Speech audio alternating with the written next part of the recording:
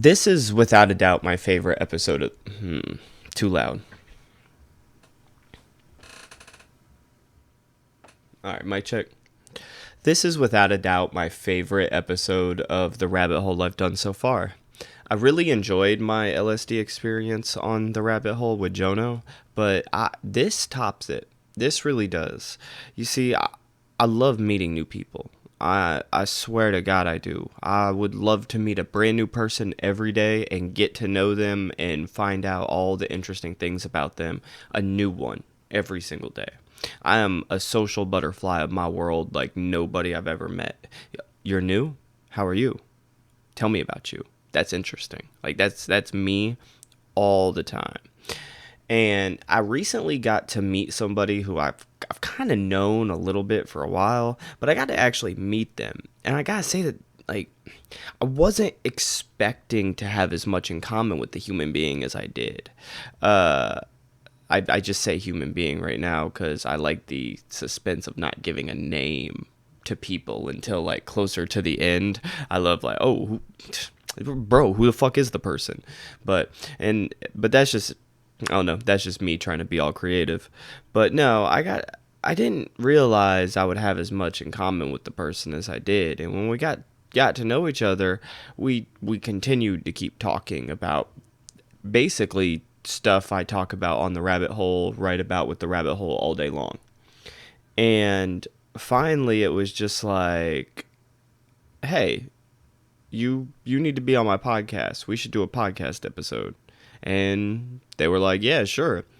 So one day I was chilling with him and Jono from, multiple episodes of the rabbit hole. And we were just like, yo, let's turn on the microphone. Let's record a podcast episode.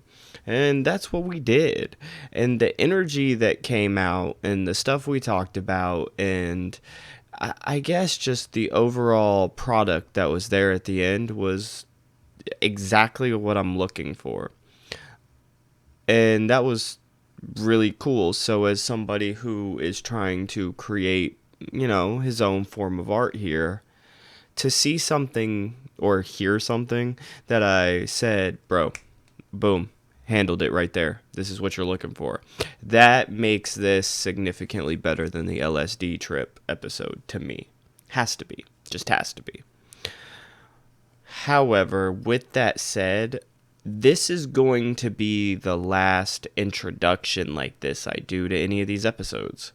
This is not the last episode I do. That's not at all what I'm saying. This is the last introduction like this that I do separate from the interview. Going forward, I have a feeling the rabbit hole is going to start to develop a much different style, a much more concrete and structured, I guess, format, and much more regular and broad content. We're going to be drastically upscaling how YouTube is used within the rabbit hole, much more blog content of all types, much more regular podcast episodes, and much more specific podcast episodes with topics and things we really want to talk about, so we can take this dream and actually network and navigate with the people we're trying to by sharing virtually unrestricted, interesting, extreme ideas and ways of living with each other and how we regulate our lives and the different things that make us think and tick.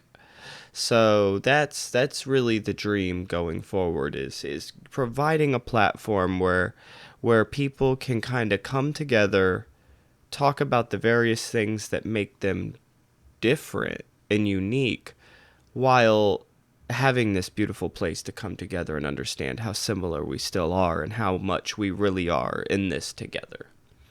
So I'm going to clip this introduction now. This will be the last time I talk to y'all before the interview like this separately to tell you how I'm feeling about the episode. And I want to introduce y'all, well, obviously reintroduce y'all to Jono, who you've met multiple times so far, and introduce you to the first time to my new friend, Julian. So I'll see y'all. You told me that DMT trip was gonna, like, make my bong taste like DMT forever. Mm-hmm. it hits and it doesn't really taste like DMT like that. I will say though that the slide still smells like DMT like hell. Dude, I had my dab rig, because when I say like me and all my friends, like a few years ago, like we fucking, like I couldn't tell, like Jono over here laughing, bro. When I say me, Jono, and like 6 other people went wild in my apartment, bro. Just when I say that rig got retired, that motherfucker tasted like bad shoes forever. That shit is funny. Well, what's up, Jono? What's up? What's up, Julian? What's up? What's up? What's up? This is, I think, the first 3-person that I've done. Because I think the only other time I did 3 people was the other podcast I did. The one my mom was telling you about. The hip hop one. Yeah. I did 3 people one time. I did 3 people like 2 times with that, 3 times. And then got tired of it.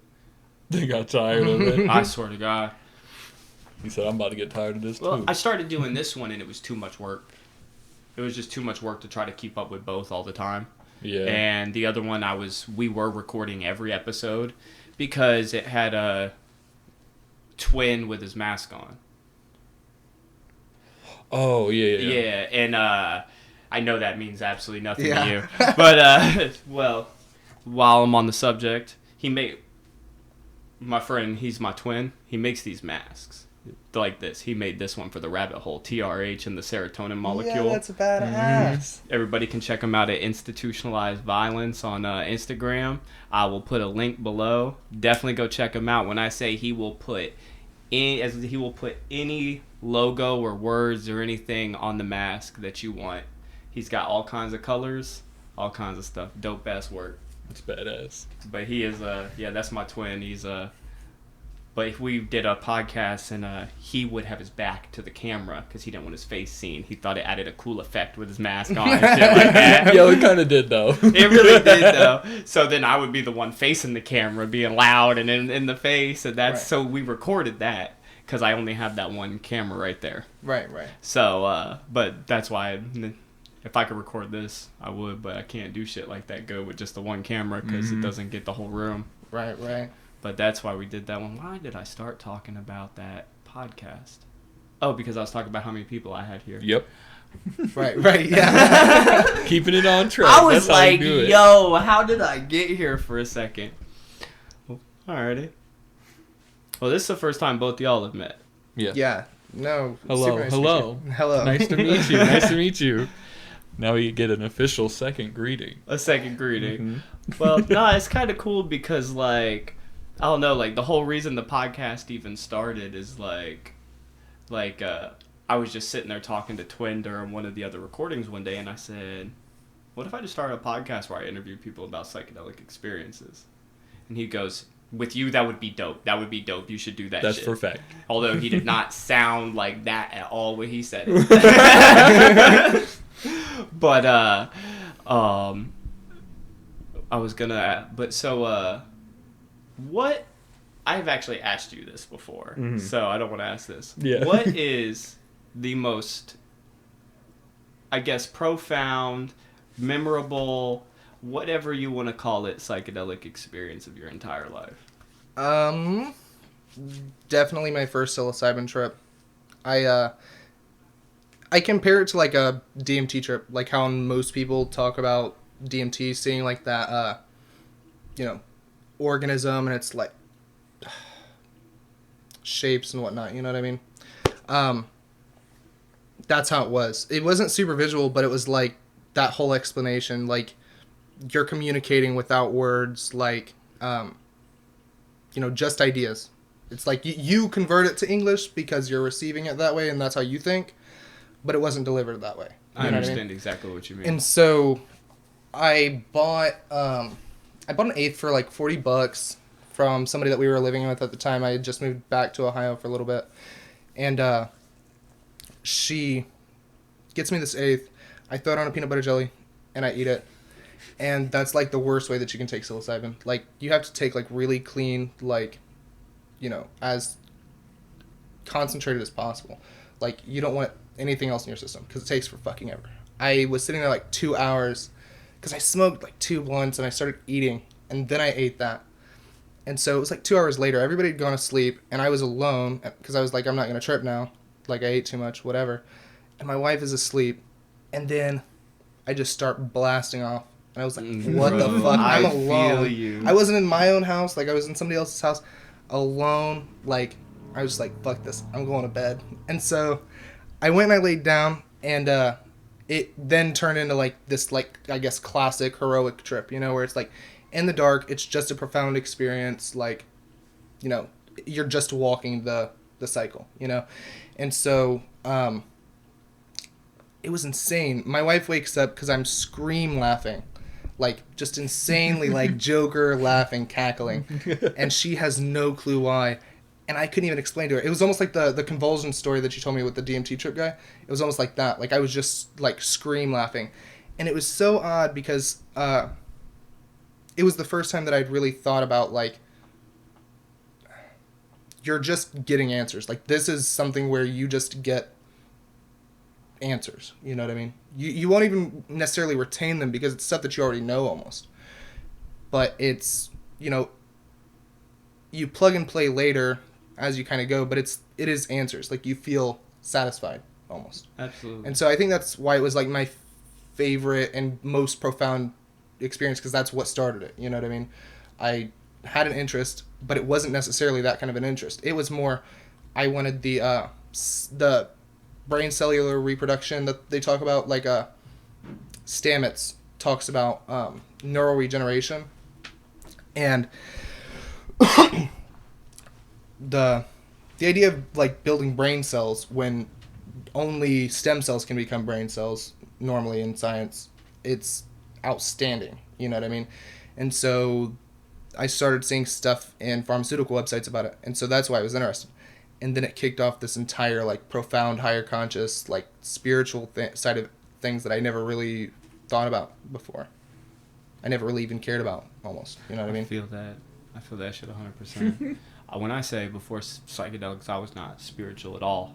So when I say I feel you, like, psychedelics kicked off my entire, and I am hands down, everybody knew me. He knew me when I was not spiritual. I was a diehard atheist, and, like, he'll tell you now I'm probably one of the most spiritual people you'll ever meet. Like, I am deeply in tune with my spiritual side from the point where I used to not believe it existed. That's where I was. Like, I was a really hardcore, like, right-leaning politically, like, I only cared about statistics, like... Absolutely, I wasn't necessarily an atheist because that has a specific set of beliefs, but I knew that there was an explanation, and now I realize there is an explanation. It's just our science is so broken that it wouldn't work anyways. You know what I mean? There's no statistics to be found with what we have. That's real shit. See, mine was the opposite of your guys' experience. I was definitely always thinking about the more, like, woo, I guess, ideas. And so when I had my first DMT experience, that was all just, like, literally, like, after I was done, I was just like, it's like finding out that all the magic you thought could be real has all the potential to actually be real. And that just blew my mind in general. So it is funny seeing, like how it can go complete opposite for other people. I mean, it still has that same effect for people who didn't think that way in the first place, or were even against thinking that way. Yeah, no, that actually is, like, really makes a lot of sense. My mom is really that kind of way. Like, my mom is this, like, outwardly expressive spiritual person, and she doesn't really know what she believes, but she just is that way. And she explained the experience, because I had her do a psilocybin trip as well. She explains the experience pretty much similar to how I did, but she does have a more critical observation, so it is almost flipped for me, because, like, I was really just calculative, and I thought about everything scientifically or mathematically, and so my mom is now able to do that. Like, she's counting the number of leaves on a tree because she's sitting on the porch. It was, like, insane, the ability to, like, critically focus on something like that. Yeah. And I definitely don't, like, I almost get confusion, even in, like, low microdoses, I get confusion almost.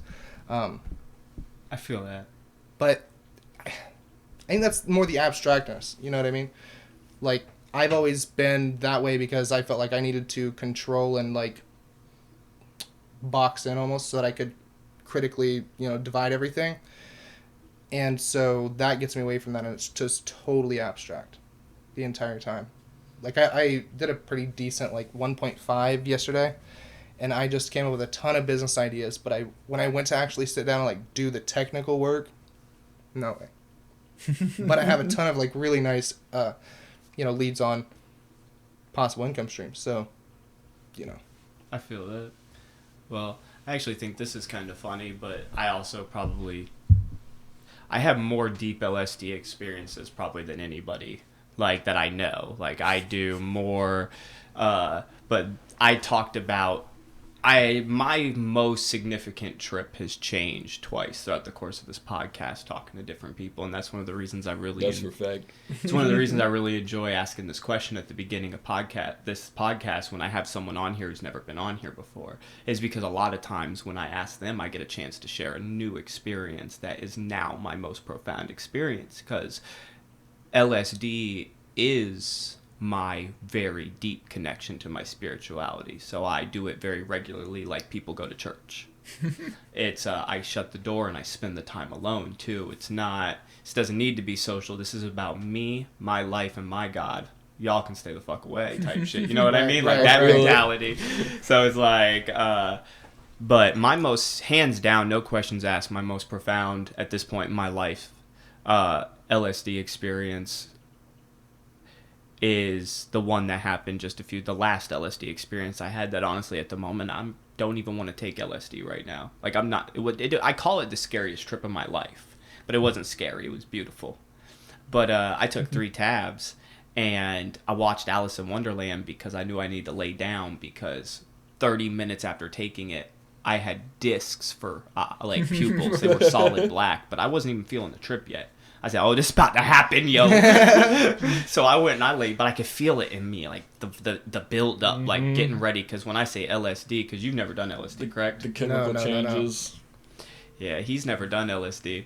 So when I say you feel you're like a rocket ship about to take off from the fucking like hangar, the way it starts rumbling and building up and then just slowly rising and then just goes, like, that's what happens when you're coming up on LSD. That's kind of like how Molly was for me as well. I think Molly's like that for everybody. You just vibrate in your feet at first and then your thighs start to tickle. That's real shit. But no, so but by the time the movie ended, I was fully peaking. I wasn't peaking on LSD when I started the movie. I started it because I knew this was going to soar. Right. By the time the movie was over, I was in a peak and had lost my entire ego and didn't remember when it happened. This man grabbed the drink. I didn't remember when it happened, so I just, like, I had the basic idea. Okay, I know this doorknob opens this door. I looked in the bathroom. I knew I could go in there and look in the mirror. I saw no reflection. So I just said, fuck it. Went back in the room, shut the door, sat down. Holy hell. The problem, the problem with this is the reason this all happened to me is, like I said, I hadn't recognized I was in a psychedelic state before I started the movie. So I was dropped there. Type shit. Like, I was just dropped in the world like this. So I just came and I meditated. I got caught in this weird little loop when I thought about some fucked up shit, and I started just repeating over and over again, the world is a cold fucking place, Chris. The world is a cold fucking, like, I swear to God, it's a dark fucking place, Chris. And then out of nowhere, I swear to God, I felt like a werewolf. Like, my eyes like went I just felt like I went primal, and I just blacked out. Like, I was still conscious, but I like closed my eyes and just went to another place. Like, I was in a whole spiritual place, bro, and I could literally, what I believe to be like whatever like my God would be, manifested itself like as me in my head, and I got to just have a real one-to-one reflection on how I'm doing with my life and what I need to work on. That's what started all the eating changes. Like, when I say less than like a month ago, I didn't eat the way I eat. I was a unhealthy fucking person. Well, that's actually how I was for a while as well. This is probably since I moved back to North Carolina, though, because we've always ate clean if we were in North Carolina. Really, it's like city life that kind of messes with our eating habits. I do feel you because I ate much better when I lived with my mother out in Norman. Yeah, well, because there's only so many things that you can even get to. Like Chipotle, I'd be a fat motherfucker if I was around a Chipotle. Like Chipotle is good for you, but there's a lot of rice, and so you're gonna intake a ton of carbs, and you're just gonna end up like retaining a lot of it. I feel that. And so like Fucking love I Chipotle, dude, I would eat Chipotle every day. Like I would be fat as fuck.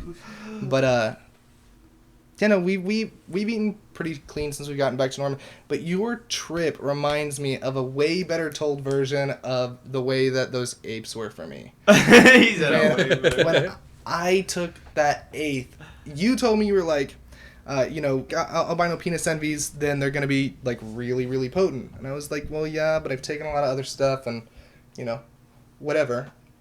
But when I took these mushrooms, it was so, like, I don't remember the first 2 or 3 hours of coming up.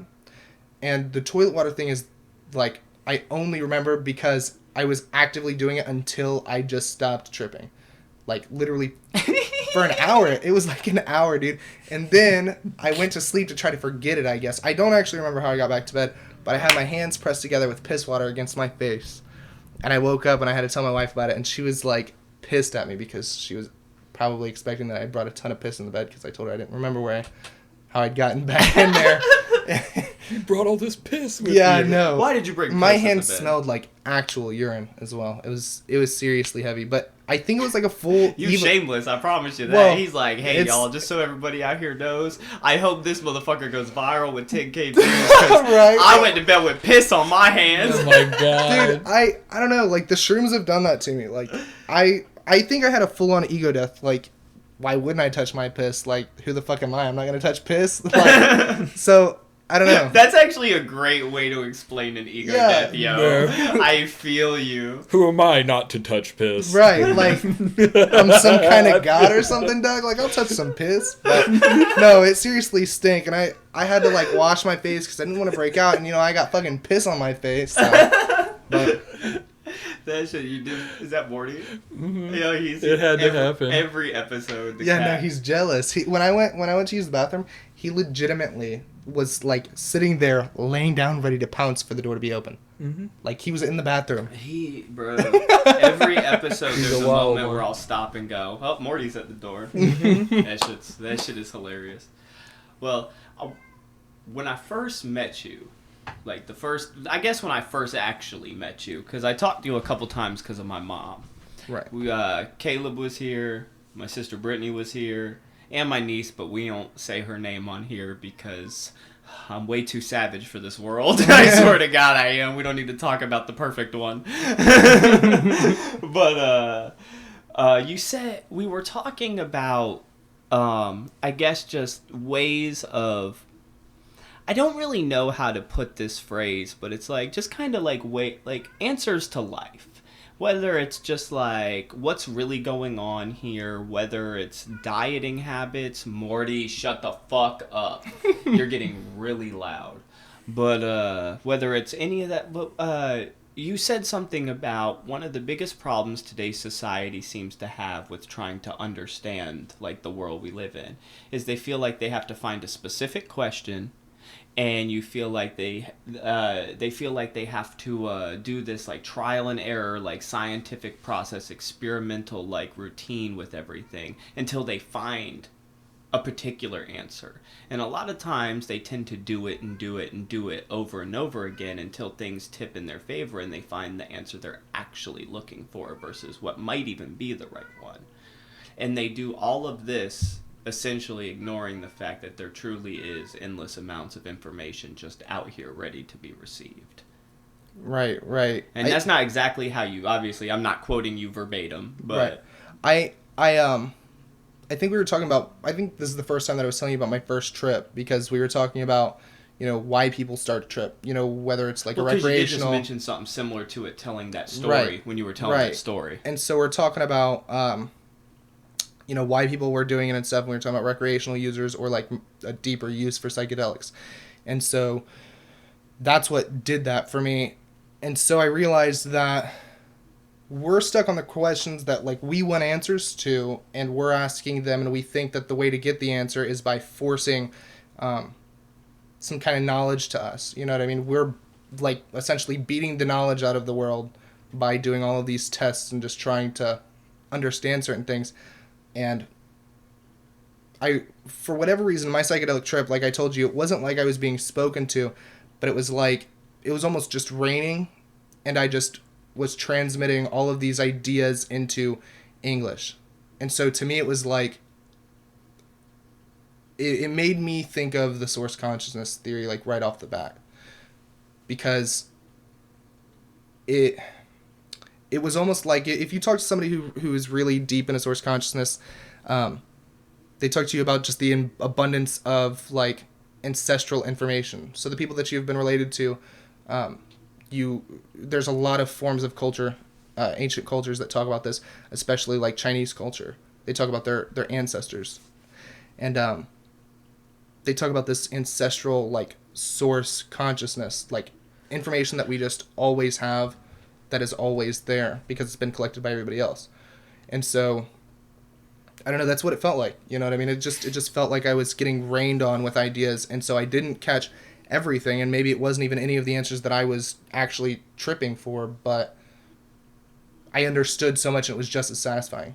You know what I mean? Oh, absolutely. Yeah. Sometimes those are the best trips anyways. Right, Like when I right. say you're thrown shit that you couldn't imagine about this universe, and it cold cut changes your perspective on reality. Right, and it's not even the fuck anything else that you could would you have want, ever bro? focused on. You know what I mean? What else Yeah. could you fucking want, bro? It wouldn't have even been a question that you asked, because you're so drilled and focused on one aspect of your life. Well, and it's because a lot of times people they really do like, and I hate, this is a huge byproduct of Western culture, but the materialistic culture that we have gets people set on such specific goals, and usually their goals are materialistic based. Nobody's goal is ever happiness. Nobody ever tells you, I want to be happy. You always say, what do you want out of life? I want a nice house. I want 2 cars, 3 kids, 2 daughters and a son, the 1 dog. And it's like, why the fuck can nobody wants happiness? And so they're always sitting here looking, how do I get that car? How do I get this? How do I get this? And they're focused on trying to find the grind and the process. But when I tell you, the day I finally broken, like I was fucking struggling on probation, didn't know what the fuck I was doing, no money to pay my bills, and I finally just said, I just want to be happy. Like, truly, that's all I wanted. Like, I was broken. I was like, all this other shit, bro. Fuck the music. Fuck the money. Fuck any of the other shit. I mean, bro, at this point, if you tell me I'd be truly happy for the rest of my life, I could have a complete reversal walking out this house and just walking down the road until I just stop. Bro, if something told me for sure what happened, I'd have done it at that point. And I just was that broken, that down, and that ready to give the fuck up on everything I was doing. And I just wanted happiness. And what the fuck did I find? When I tell you, I've never been happier in my entire fucking life. And I really just chase now that weird little voice that says you're doing the right thing. Yep. It's like when I don't know what to do, I don't chase it no more. I wait till the next step falls the fuck around. I don't get sad. Or at least till you know what the next step is yourself. Correct. You know? I don't get sad when I can't further the rabbit hole, because maybe it's not the time. Maybe I don't have the right fucking tools.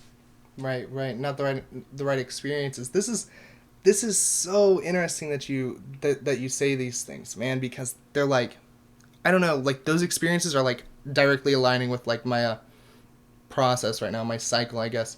Like I'm realizing like you're told what's gonna make you happy. Like everybody just tells you like, this is gonna make you happy, you need to do this, you need to do that, like these are the things that you need to do because these are gonna provide happiness for your life. And I'm over the last year or so, I've been like breaking every single sociable frame around ideas now, and just like reconstructing some of the insane amounts of like programming, like literal programming. It's absolutely insane. Like the education system, our working system, I mean, like it's absolutely insane the way that we construct these bodies. You know what I mean? So, I do want to say one thing because I've been sitting here thinking about it the whole time, listening to everybody talk. If, yeah, like By say it like no, we got a no, choir. no, no, what's really interesting about hearing all of your stories side to side, and then me knowing my personal experience of kind of these like really breakthrough moments, like you were saying for you, and yours experience the other time, and how we were talking about the source consciousness thing. The reason that we would even be split into separate consciousnesses in the first place would be to experience things in a unique way, right?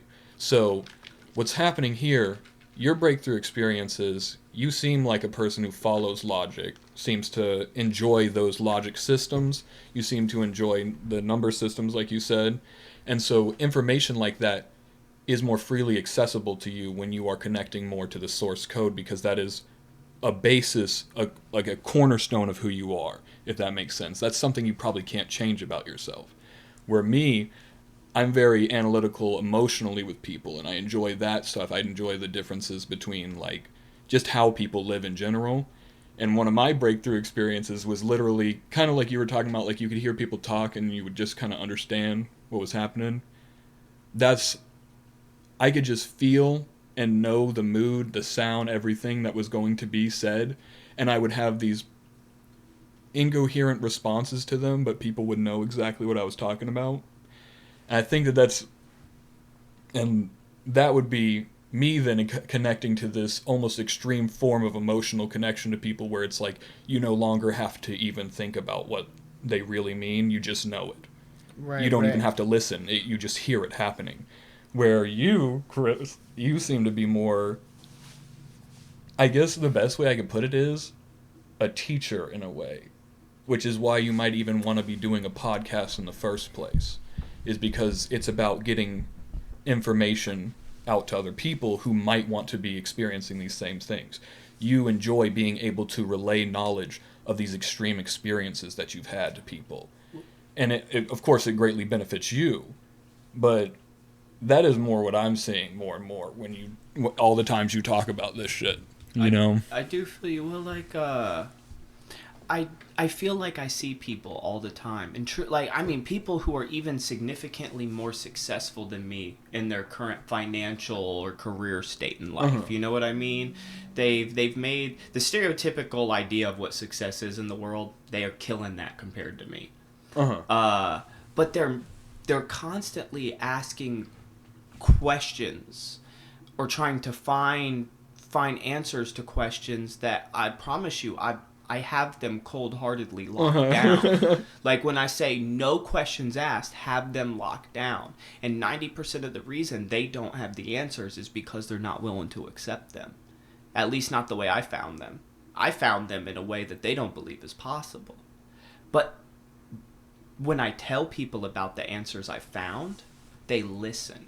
And they really do. And if I leave out some people, if I leave out the entire fact that I take psychedelic drugs and I just talk to them like this is just, I meditate and this is what I don't know, this is what I feel when I tap into that side of myself.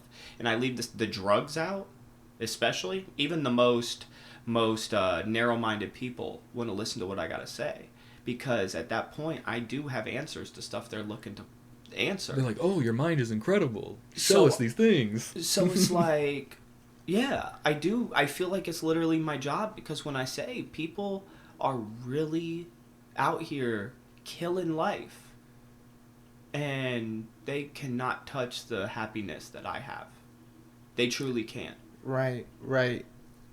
You know, that's like a super insane idea that I've been... I told you about that DMT walkthrough that I did for my buddy. That's something that I've been thinking about a lot. Like, whenever I was talking to Brittany and Caleb, and I was talking about starting like a modern level commune so that I can restructure the way that people are taught to act socially.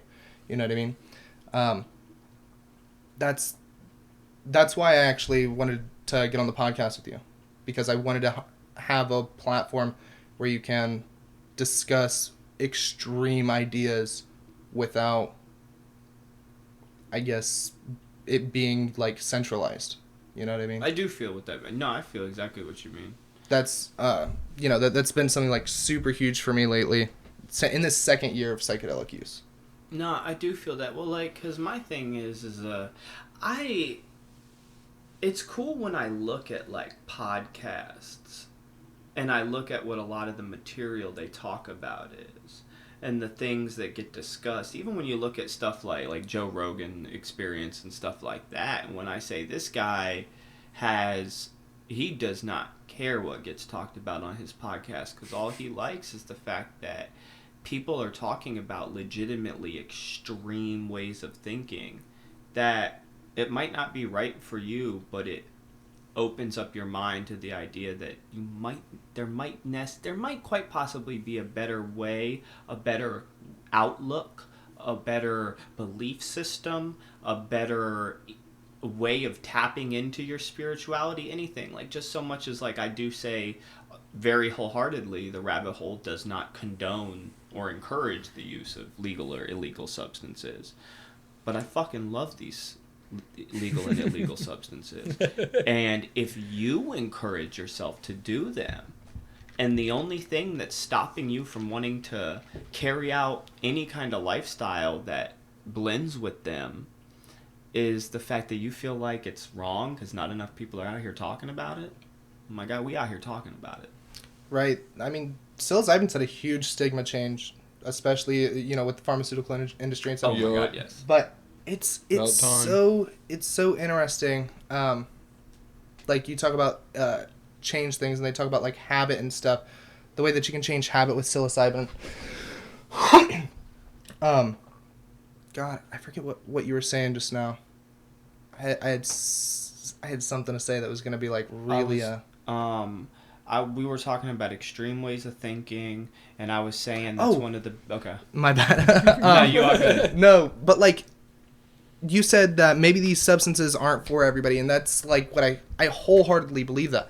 I think that your absolute purpose, like, no matter what you want to believe, your responsibility to everyone else is that you're just a good human being. Mm-hmm. And so, like, if you're... it's important to share information, whether or not you think that they... Right. Like, they don't have to take it like God, like, type shit. Right, like, exactly. You need to share. This is why I thought that this would be a really good way to get a message out as well, because that's all that religion is. It's a style of thinking. And so if you get enough people thinking in the way that they just need to be good, and you just tell it to them 100 different ways, then eventually people are just going to be good. For some people, it is psilocybin or it is LSD, and for others it's Christianity and, other organized religion. And I think that organized religion can have controlling thoughts, but if you are just a genuine person, because you're a genuine Christian person, I think that your responsibility's been filled. I feel you. No, I definitely agree with you there. I totally agree with you there. Because it was, I saw a meme, actually, that somebody shared on Instagram, and it said, down beneath all the weird colors, vivid hallucinations, and insane thoughts, the most beautiful part of psychedelics is that you know for a fact the only answer is love. Yeah. And when I say to you, like, that's real fucking shit, my guy, like, like, when I say to you, like, especially me, like, I don't give a damn, like, I am the most hippie human being that has been around such savage people. Like, in my life, I have been around wild fucking people, savage fucking people, since I was a kid, yo. Even just the random people I was around because of just my dad's wildness when I was younger. Like, it's just, I've been around crazy fucking people. But even the most ruthless human beings out here, cold-cut, street-type people, they love the fuck out of me. And I don't live like that. I live one way. I love everybody I meet unless they give me a reason not to. Mm-hmm. I mean, wholeheartedly. I'll sit there and talk to somebody about their biggest, deepest problems right there at the coffee shop that I never met for 2 hours if it'll make their day better, bro. I promise you. I was walking out of a coffee scene like, it was like a week ago. And I was walking out and this dude was sitting there. He looked like he just got out of jail. But he was sitting at the coffee scene. Has a little bag. Clearly didn't have nowhere to go when I was walking out. And I don't like being asked for money. I do not like being asked for money. But I was walking and he goes, "Hey, brother." And I go, "Nah, sorry, man, I ain't got nothing for you." He goes, "Bro, you can buy me a cup of coffee?" I stopped. I went, You said what, man? He said, you could buy me a cup of coffee. I don't want any money, man. He was like, I would really love a cup of coffee. That's all I want. I said, just a cup of coffee. Black coffee? No cream, no sugar? He goes, just black coffee. I was like, I'll be right back, man. I walked in there, I grabbed him a cup of black coffee, walked out, gave it to him. He just said, oh my God, thank you so much. I said, you got it, man. Enjoy that fucking coffee. You stay warm out here, bro. I got in my car, I left. Like, because it's just like, when I say, like, even just, I got picked up on the side of the road when I was 18 years old, 19 years old by 3 dreadheads in a van in Florida. And they gave me a place to live. It was a foreclosed house. Gave me a place to live, gave me some weed, all kinds of stuff, bro. I reconnected with one of them up in Fayetteville when I moved up here. Shit is fucking wild. I think I've talked about this story on the podcast before. I think I did it with Chelsea. Go back, watch the episode. But they picked me up on the side of the road, man. We got high as shit. They gave me a place to crash for the night, not legally, but like it was a foreclosed house. But I crashed in the shit. There's a place to sleep. But when I tell you that one random act of kindness had nothing to do particularly with my life, not directly, there wasn't a real lesson to be learned other than treat people right. Mm-hmm. But it gave me so much faith in humanity that the next 2 weeks of my life I took so serious, I was in a much better position 2 weeks later. Roof over my head, stable, ready. Only took me 2 to 3 weeks. But when I say good to go, because that one little act of kindness can really motivate you hard. Yeah. Restored some belief, really. Yeah, man, it does. People, because the amount of people out here that they don't even want to be a part of this world because it's so cold. And when like I said, I was tripping on 3 hits of LSD, and even me, I love everybody I meet, bro. I really do. It's a cold fucking world out here, Chris. It really is. I said that shit to myself 18 times in a row and started crying. And then I turned into a fucking werewolf. Amen. Because it's like, at that point, there was nothing left to hold on to. Like, when I say, like, that will literally kill your faith in humanity so much. Because you really believe there's nothing beautiful out there. Which that's just a lie. There's a lot of it. And we fucking know it. There's a lot of it. I promise you there's a lot of it. That's a really, really interesting idea, too, is you said psychedelics are really, you know, at the end of it, you know it's love, regardless. And it's so a that's really... the answer to life. They show me that the answer to life is love. Right. And so you feel this intense amount of, like, empathy and just this emotional connection to things. And that really explains my Molly experience, I think. And really a lot of my psilocybin trips as well. But I think especially my Molly experience, I just have this sense of, like, really genuineness, like, insane amounts. And this is why when I talk about, like, mental problems and stuff, and I talk about, like, narcissism or schizophrenia, like, this detachment of humanity almost, I really had, like, heavy narcissistic traits, in my opinion. Like, I think that they were heavy narcissistic traits. I didn't feel empathy like that. Like, I didn't care about people almost at all. Like, if I didn't know them personally, I just didn't care at all. Like, they were NPCs. I really do. And so psychedelics have helped me, like, reconnect emotionally. Like you said, just talking to people about their life randomly. I do that, like, on a regular basis now. Like, walking in when I'm door dashing, I'll walk into a Chipotle and have a conversation for 15 minutes with somebody. Just because, like, I just make a genuine connection to people now. And I've realized that is a really, really powerful thing in your life. Like, building genuine connections with random people for almost no reason. And when, like, the most successful, and when I mean successful, I don't necessarily mean richest. I mean the people, success is nothing but, like, true, like, the progression of a worthy ideal for your life. So as long as you're making progress, you're being successful. The most successful people out here have one of the best, they generally have the best, like, networks ever. Like, they know people that are able to help their life work. And that's a huge part of life. Yeah, I guess that's a more ethical side of business as well, as, like, you're actually, people who are winning the best deals in business are building genuine connections with people. Like, there are stock trading groups that only trade with the same people that they've always traded with. You know, the communal fund or whatever. They only deal with the same, like, 10 guys. I will say my psychedelics, because when I say to you, like when you're putting shit in your body, like you want it to be clean and healthy. The same idea as your food. So when I say, when you find clean and healthy, even drugs, like that's an important part of your network. You find a good artist. That's an important part of a network. Like, it really is. A coder, somebody who can. Yeah, it's an that's important part really of a network. interesting, because I used to network at my old job. I worked at the Energizer in Ashboro. I worked there, and I met so many cool people, and I just networked with them. Like, I had an artist who does everything. Like, he's painted murals in barbershops in Greensboro and stuff. Like, he does the whole thing. He even does, like, digital design. Like, any aspect of visual art, he has it.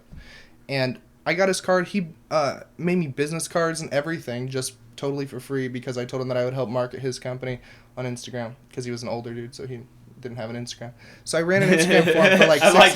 That. I ran an Instagram for him for like 6 months, and then like I had free business cards and stuff. And at the time I was like not really in business, but I was trying to network. And so like, you're totally right. Like, networking is absolutely one of the biggest aspects in anything, and especially if you want to be financially successful or you have any passion. Like, we've connected. I've talked to everybody that I know about doing a podcast, and now we're on a podcast together. You know what I mean? You know what I mean? So, like... And again, like, it's when you meet somebody who has the equipment and the knowledge in one already going, or even just the knowledge to get one going, it's significantly easier than starting one yourself. Because when I tell you, the first podcast I started with my twin, it was rough. I did because I've always done all my own editing. Because again, networking is huge. Doing it all the time. You said what? And doing it all the time. All the time, bro. Like, that's another reason, like, sometimes I burn out and content doesn't come for a little bit. But I know that's important for the passion, because I can't kill the passion. I have to step back a little bit sometimes. I'm not at a place with this where it's really that big of a deal if I protect the interest of the dream by not doing it and burning out. Right. Now, when it starts kicking, yeah, I might have to take it a little more seriously and just accept this the way it is. But right now, we're figuring it out, man. But, wow, what the fuck was... Oh, but I've always done almost all my own editing, because I don't have... That's another important part of a network that I just don't have. You know what I mean? Yeah. And when I meet somebody that can edit stuff properly, and they can do it for me, and it's viable, that frees me up now to do other stuff. Right. Blog posts are usually what suffers. Because, to me, writing is an automatic activity. I know nobody writes as much as I do. Shit. The first time I came over to hang out, and you're like, have you seen my notebooks? Like, holy shit, you've got like 40 notebooks. Writing. Always writing, dude. Like, I wish that I could write that much, though, because I spew so much shit from my brain that I never get to revisit. And if I wrote like you, I would feel so much better. I mean, I don't know how much smarter I'd be, but I would feel so much more satisfied with getting to think out my ideas. After we're done with the podcast, I'll have to pull out the journal so you can read the DMT, my first DMT experience, what I wrote about. I 30 minutes after I sobered up, I documented exactly how I was feeling, 4 pages in a journal. I wish I would have done that. I was talking to my wife, and she just didn't get it. I could have articulated later. Yeah, it's I will say it is a little bit of a blessing. It's kind of what happens with, like, I mean, as much as I know you're not necessarily, like, writing about your life, but, like, I don't know, when you go back and you look at drawings you've done. Oh, yeah. It's a trip down memory lane. You know exactly why what emotion drove that particular drawing. Mm-hmm.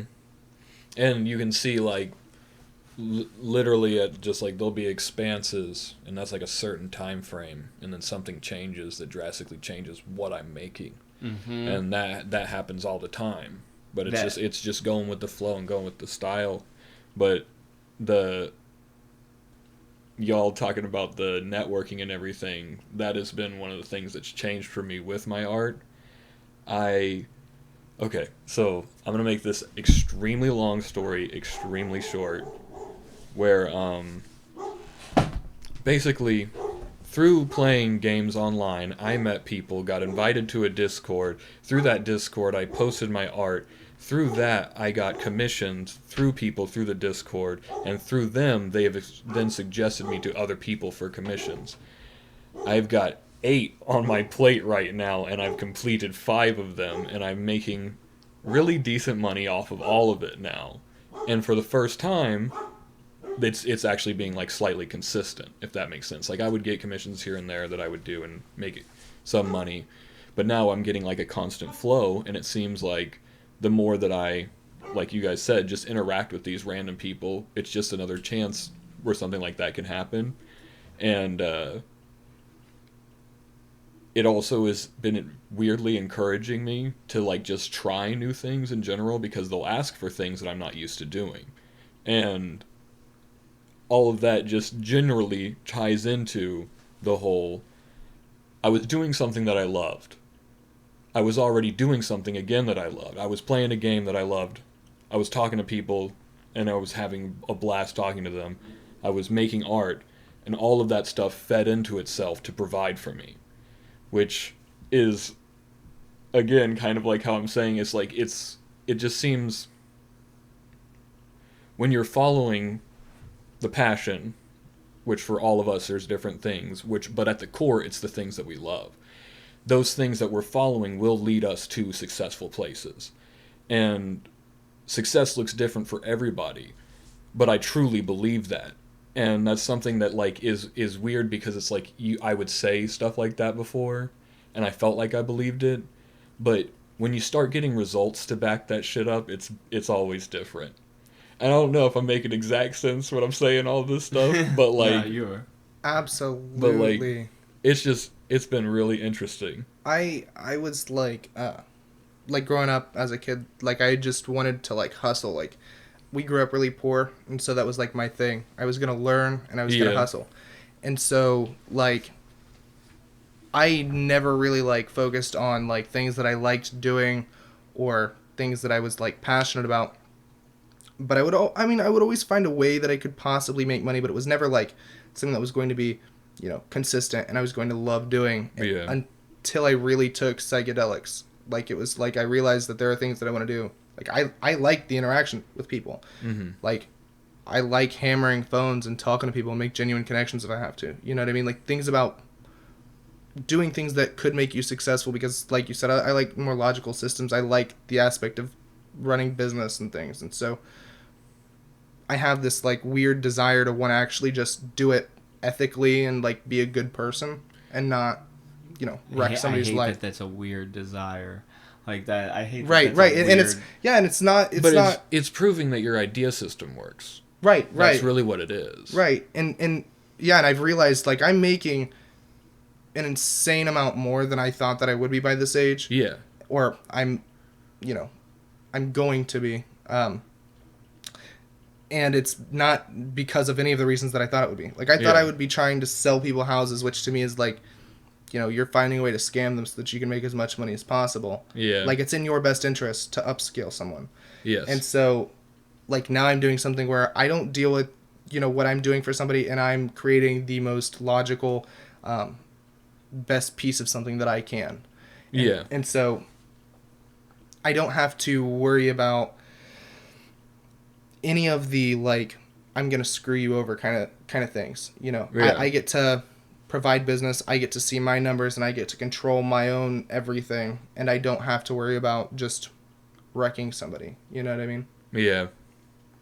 And it can be just purely mutually beneficial. Right. Well, and I enjoy what I do a ton. I get to have a lot of fun because it's like engineering almost, because I'm in web development. And so it's like referred to as web engineering. Mm-hmm. You're constructing small things, and it's insane because then you feel like you're a full-on engineer. Like I feel like I understand cars better now. Like I understand because I enjoy working on auto stuff every once in a while. But this makes me like understand it from like every small meticulous item. You know what I mean? Mm-hmm. Like actually understanding how something is put together. So it's really enjoyable as well. Just the job itself. Seems like it's feeding into it again. Well, I'm about to have to wrap it up. Reaching that time. I hate this time. It flies by, Holy Julian. man. It flies by, Julian. You'll just be sitting there, and It the next thing flies you know, by, it bro. might have been like 2 hours. See, we've gotta get together and we've gotta make like 5 or 6 episodes and have like notes for parts and everything, man. Highly constructed. Yeah. I feel it. Well, for now, I appreciate everybody coming glad for I this got to wonderful come little over. time. Hell yeah, it's been awesome. I love getting to talk about these kinds of things. I don't know a lot of people that I can express my huge, profound experiences with. In conversation, being a writer and somebody who has an obsession with talking in general, like just communication, like it's like my Dope. favorite thing in the world is like talking to people about various things. And it doesn't really matter what it is, but like I got certain people, like Twin is usually my business, hustle, and music connection. Caleb is another business one. Then like you're kind of an artistic one, a spiritual one. I talk to you about psychedelics. I'm sure there's a lot of other stuff. I've only known you a short period of time at this point. Right. But it's just like, so I my favorite thing is having people that I can really sit down and have genuine, growthful conversation with. I enjoy that shit. Right, because meeting Jono, I've actually revisited a lot of like, you guys have both just like hit really soft spots on my skin, almost like reminding me That of was like beautiful phrase. like reminding me of things that I had thought about probably in a psychedelic experience or whatnot. No, I feel it. Well, because like psychedelics, like I hate when people ask me, well, what's it like? Bro, you gotta try it. You just gotta try You it for gotta try yourself, it. bro. And then it's weird Because because everything you hear is wrong, but it's also right. it's Like, so Yeah. right. right. It's right if It's- you want it to be, It's but wrong it's because also, it's just in their perspective. That's right. the only It's reason about wrong. perceiving. Yeah. Because you have to experience what you think it is. Because like I don't ever see visuals, but I can definitely tell you my brain and my like being It's going is somewhere. with DMT. I was able to make visuals happen. You know what I mean? Whereas on like shrooms, I mean maybe if I dosed high, but I almost never get visuals on shrooms. Yeah. But I've also never had LSD, I mean, so I it don't might know. just be your natural order of things, though. Right. You know? Right. Well, if everybody would, please make sure you subscribe and you follow to the podcast. I don't really care what app you're listening to the shit on, man. Do this, do the favor. You'll be notified every time a new episode comes out, and I'll have links down below. Social media, you follow on Instagram. There's gonna start getting back active on that. My YouTube channel will be down below. Subscribe, posting all kinds of content there regularly, all that good stuff. So do me a favor and do that. Links down below. Let me roll that back. I got all over the place. Website, social media, and follow the podcast and follow the YouTube. I had no rhyme or reason the first time around, Check. yo. But appreciate you for listening. I appreciate Jono and Julian for coming. Thank you For for having sure. us. For sure. And I will see y'all later.